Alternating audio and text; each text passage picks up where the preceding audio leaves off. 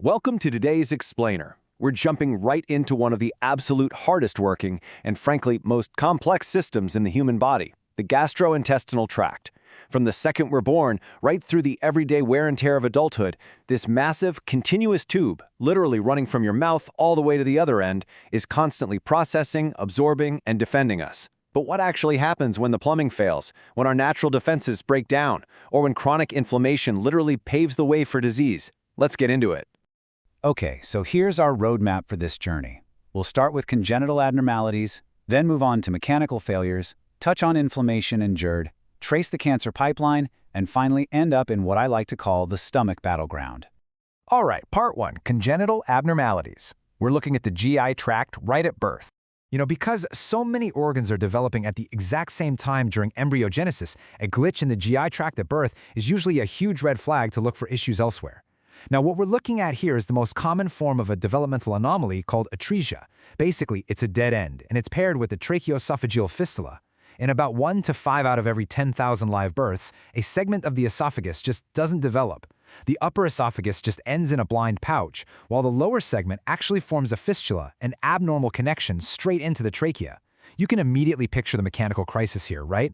A newborn tries to feed, but the milk has absolutely nowhere to go but up. Or even worse, regurgitated fluids and stomach acids can travel through that lower connection straight into the baby's lungs. It's a really dangerous situation that causes severe aspiration, suffocation, and pneumonia.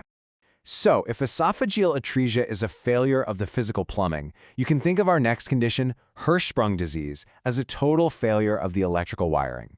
During development, these neural crest-derived ganglion cells are supposed to migrate all the way down to the distal colon. Their job? To form the nerve plexuses that coordinate peristalsis. The rhythmic contractions that move waste along. But in Hirschsprung disease, which is often driven by a really specific mutation in the RET gene, these cells just fail to migrate. This leaves a whole segment of the colon completely devoid of nerves, a condition we call aganglionosis. And without those nerves, there are no coordinated contractions. The bowel just completely stops working, creating a massive functional obstruction. And you can really see the dramatic physical consequences of that missing wiring right here. Looking at the bottom area, the rectum, it's tightly constricted because it completely lacks those crucial nerve cells. But look just above it. The normally innervated proximal colon is desperately trying to push things through that stricture.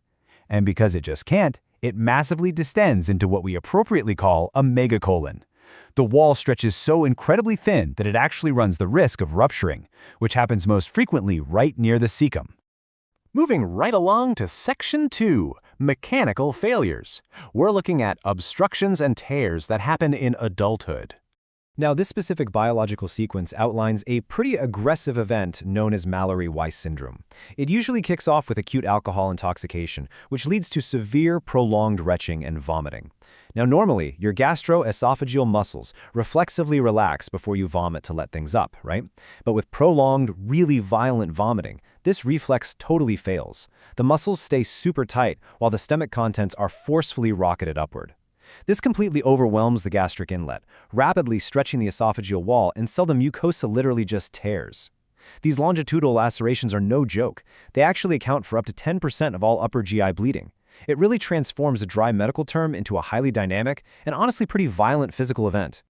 So the crucial takeaway here is that not all obstructions are physical tears or strictures. Some are entirely functional. Take achalasia, for example. It's defined by a rather difficult triad. The lower esophageal sphincter just won't relax completely, its resting tone is abnormally high, and the esophagus completely loses its normal peristaltic rhythm. So patients experience progressive dysphagia, meaning they literally cannot swallow their food down. Now, primary achalasia is caused by the degeneration of specific neurons, but get this, secondary achalasia can surprisingly be caused by Chagas disease. The parasite Trypanosoma cruzi actually targets and actively destroys the myenteric plexus, the crucial nerve network of the gut. So much like Hirschsprung disease in infants, the destruction of these nerve cells in adults completely stalls the digestive transit. All right, on to Section 3, inflammation and GERD. Basically, the esophagus under attack. So the stratified squamous mucosa of the esophagus is pretty tough, but it's definitely not invincible. Esophagitis, which is just a fancy term for esophageal inflammation, comes in a few distinct flavors. Chemical esophagitis is devastating. It's caused by swallowing harsh acids or alkalis, leading to outright tissue necrosis. Then you have infectious esophagitis, primarily seen in immunosuppressed patients and caused by fungi like Candida or various viruses. But let's focus on that third category, eosinophilic esophagitis. This is a genuinely fascinating modern pathology. Its incidence is rising dramatically, especially in urban areas. It's heavily linked to atopic diseases like food allergies and asthma. And when you scope a patient with it, the esophagus often looks like a series of stacked circular rings. Kind of wild, right? To really grasp just how severe infectious esophagitis can be, take a look at this viral infection caused by the herpes simplex virus. You can clearly see these classic, overlapping, punched-out ulcers that are just severely damaging the esophageal mucosa. And down at the microscopic level, there are degenerating multinucleate epithelial cells harboring actual viral inclusions.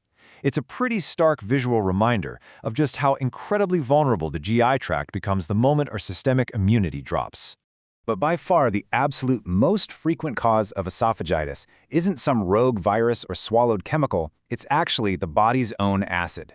Gastroesophageal reflux disease, or GERD, is literally the most common outpatient GI diagnosis in the U.S. It's primarily driven by a transient relaxation of the lower esophageal sphincter. So when that gate improperly opens, highly acidic gastric contents just wash right up into the lower esophagus. Now, while that squamous epithelium is perfectly built to withstand the abrasive, physical injury of swallowing tough food, it is exquisitely sensitive to acid. Over time, fueled by risk factors like obesity, alcohol, and tobacco use, this constant acid bath leads to chronic, relentless inflammation. Which leads us right into Section 4, the cancer pipeline. We're tracking the journey from inflammation to tumor. Faced with all that acid, the body desperately tries to adapt. It undergoes a process called metaplasia, resulting in a condition we call Barrett esophagus. Because the normal squamous cells simply cannot survive that constant acid from chronic GERD, the tissue actually completely transforms itself. It swaps out the squamous epithelium for intestinal-type columnar cells, specifically goblet cells, which secrete mucin to try and protect against the acid. Now, on one hand, this adaptation helps the tissue survive the reflux, but on the other, it comes at a massive cost. It creates a highly unstable cellular environment. When you look at this endoscopic view, you can clearly see these distinct red velvety tongues of mucosa creeping upward from the gastroesophageal junction right into the pale, normal squamous lining. That bright red tissue? That's Barrett's mucosa. Believe it or not, up to 10% of individuals with symptomatic GERD will develop this. And while the tissue is successfully adapted to the acid, those red patches are essentially ground zero for cellular dysplasia. This timeline illustrates the exact step-by-step biological escalation we're talking about here. It all starts with chronic GERD causing acid injury. The tissue adapts, becoming Barrett esophagus. But if the stress just keeps coming, stepwise genetic and epigenetic changes start to occur. Crucial tumor suppressor genes like TP53 undergo mutations. The cells become irregular, progressing from low-grade to high-grade dysplasia. And finally, they cross the threshold into invasive adenocarcinoma. It is a direct, undeniable pipeline from chronic, unchecked inflammation straight to a highly lethal malignancy. Now, when we zoom out and look at esophageal cancer as a whole, nearly all cases fall into one of two categories, and they are strikingly different. Adenocarcinoma, which we just traced, occurs in the distal esophagus, stems directly from Barrett's and GERD, and is rising incredibly fast in Western countries right alongside obesity rates. Squamous cell carcinoma, on the flip side, typically hits the middle third of the esophagus. Globally speaking, it's actually much more common and is strongly linked to alcohol and tobacco use, which, by the way, synergize to multiply your risk, as well as factors like HPV in certain high-risk regions.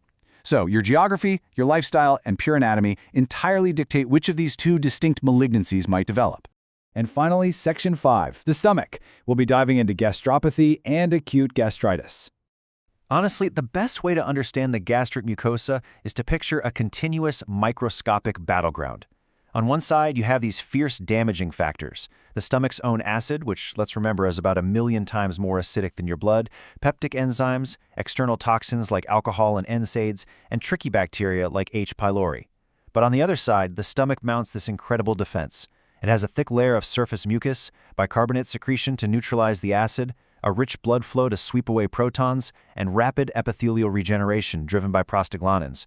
True health is simply maintaining this delicate balance. Disease only happens when those defenses are finally breached. Understanding exactly what happens during that breach is super vital. Pathologically speaking, there's a really strict distinction between two very common terms.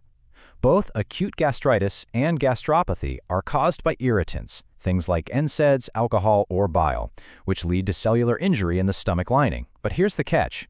It is only officially called gastritis when the immune system has dispatched an active army of neutrophils to the site of the injury to fight the inflammation. If the cells are injured and trying to regenerate, but that neutrophil army is nowhere to be found, then it is strictly termed gastropathy. So we've seen how the GI tract develops, how it functions day to day, and the precise mechanical and chemical ways it can all break down.